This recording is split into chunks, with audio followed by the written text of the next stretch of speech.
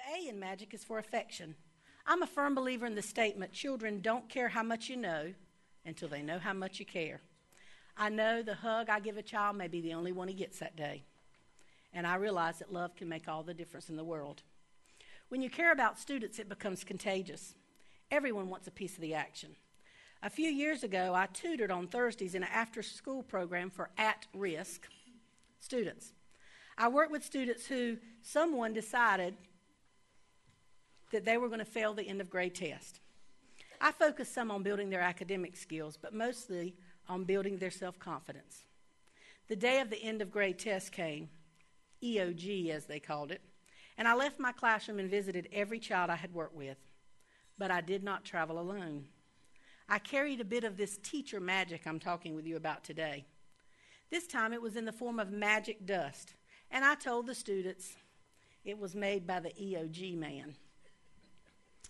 All the answers to the end-of-grade test were in that glitter.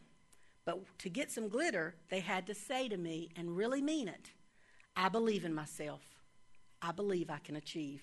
Then I'd swipe the magic dust across their arm, and I would go from room to room spreading hope in the form of glitter. As I went, more and more children I didn't even know, begged for the magic glitter. I used nearly all my magic dust that day, but the gift of hope and affection is very powerful. Every student who received the magic dust scored proficient on the end-of-grade test, many for the first time. You see, these students were really not at risk. They were at promise. They just had to realize they were. Teachers were coming up to me asking for the glitter. Students around the school were begging for it. I suggest it was not the glitter they begged for. It was the power of hope and the self-confidence they received. And I'll share with you a secret that I never shared with them. The glitter wasn't really magic. It came right off the clearance shelf at Walmart.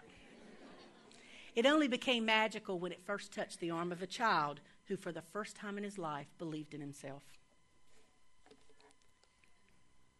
The G in magic is for growth. Those who work with children must understand the responsibility to grow in your profession. I commend you for attending this conference and showing your commitment to children and your own lifelong learning. We must continue to seek meaningful ways to improve our practice, to become reflective in the work we do. Today, it's okay to be wherever you are. It's just never okay to stay there. You must change the way you do things to meet the needs of today's students. Our students live in a world with Game Boys, text messages, internet access, yet many enter classroom each day greeted by Charlie Brown's teacher. And you remember what she sounded like? Walk, walk, walk, walk. We must be engaging, and children must be excited if they're to reach mastery level. We must challenge them each and every day, and therefore we must continue to grow. Our growth is central to student learning.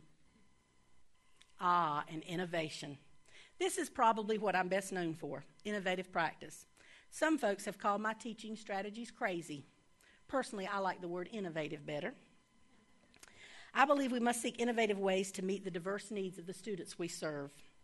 In all the requirements and mandates and policies, we must never, ever lose sight of the children.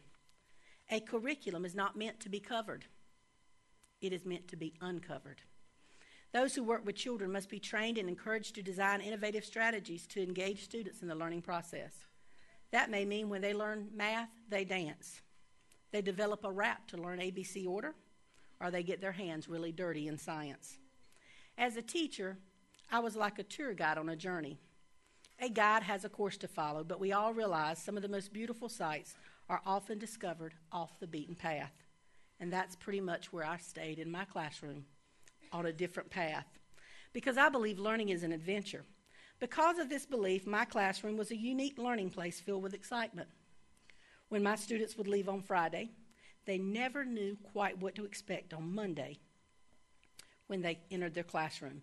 Because you see, the vision on my desk says, my room will no longer be a place where children feel they are put, but a place where every child just wished they could be. So on Monday mornings, they entered a very different classroom. One Monday, when the buses pulled on campus, students saw a huge pirate ship, complete with sails and flying flags in the distance. As the bell rang, the students entered their classroom, what they thought to be their classroom, yet it had been transformed into an island. There were no desks, just 50 pounds of sand, palm trees, and treasure chests guarded by skeletons. The students stood amazed and then noticed one other thing was missing: their teacher. At that moment, I entered the room and I said in my best pirate voice, "Ahoy, mateys!" And they looked at me and I could tell they really wanted to say, "This lady has lost it." But they all stood and quietly listened. And you know that doesn't happen much with kids, does it? And I began to tell them all the wonderful things we were going to learn. I never mentioned the word standard course of study or curriculum, but everything I discussed could be found there. I went on and on about what we were going to learn and what fun we were going to have, and they all began to find a place in the sand. I turned and looked outside of my classroom door, and there were all these little faces. The bell rang, and nobody was going to class. One little boy pushed past his teacher in my room, and he ran up to me, and he pulled on my pants leg, and he said, "Ma'am, that's your big boat out in front of the school?" Trying not to laugh, I said, "Aye." And he looked up and said to me what every teacher just hopes she'll hear: "Cool." That's pretty powerful from children. You see that look of wonder in his eyes?